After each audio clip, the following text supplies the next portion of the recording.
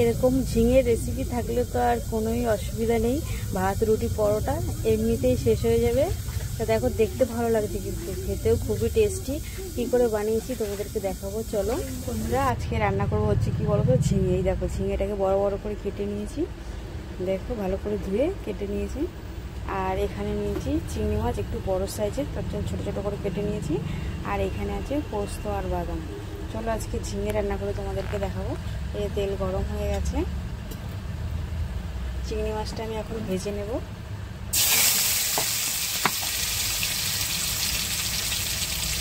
লবণ দিলাম,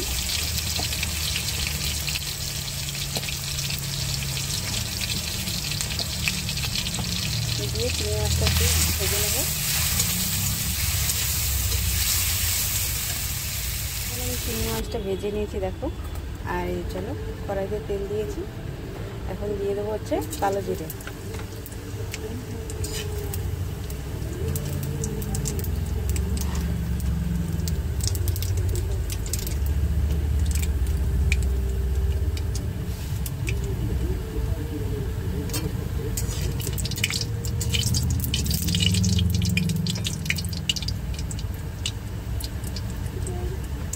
কালো জিরে দিয়ে দিয়েছি, এখন এই ঝিঙে কটা দিয়ে দেবো।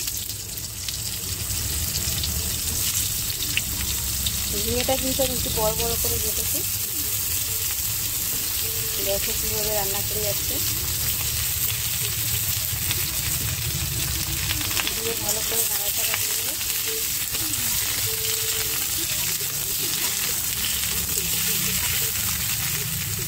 এখানে দিয়ে দেবো স্বাদ মতন লবণ, পরিমাণ মতন লবণ। আর দিয়ে দেবো হলুদ গুঁড়ো, দিয়ে ভালো করে নাড়াচাড়া দিয়ে দেবো।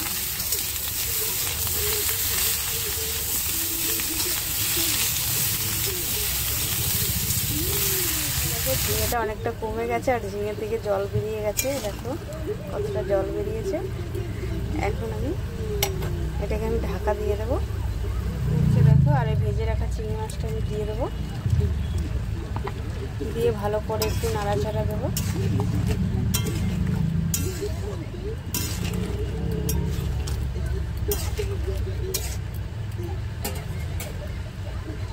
দেখো অনেকটাই হয়ে এসেছে, এখন আমি পোস্তটা বেটে নেব। দেখো আমি পোস্ত আর বাদামটা বেটে নিয়েছি, এটা এখন দিয়ে দেবো। চলো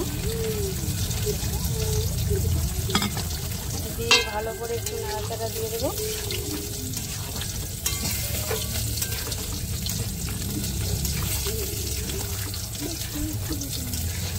দেখো কত সুন্দর লাগছে দেখতে,